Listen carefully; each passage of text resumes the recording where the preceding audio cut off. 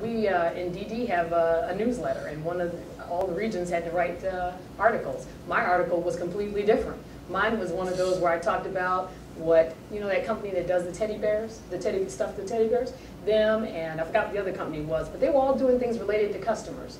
And so my point was, how come all the stuff that they do, we can't do?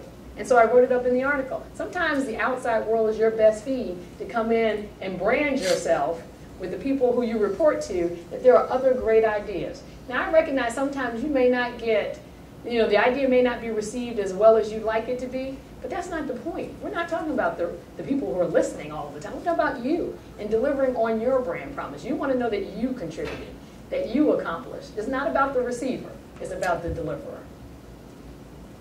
Be seen and heard when appropriate.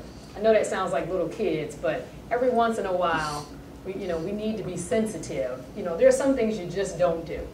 Some conversations you don't need to have. Some activities you don't need to participate in. I like the chuckle, so that means you got it. The reality is, you have to decide what's going to impact you and impact people's perception of you. It's Christmas time. There are parties that will take place. Remember, when you go to those parties, you're still you. It's still your brand image. You can't go to that party,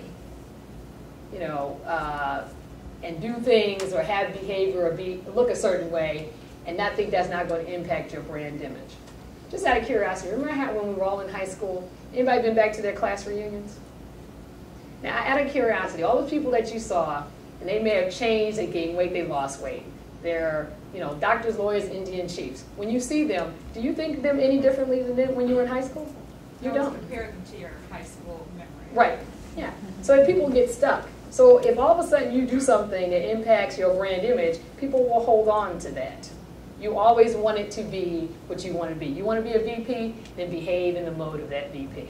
If you want to own your own business, that's still a VP or a P, behave in the fashion for which drives that brand image for that business.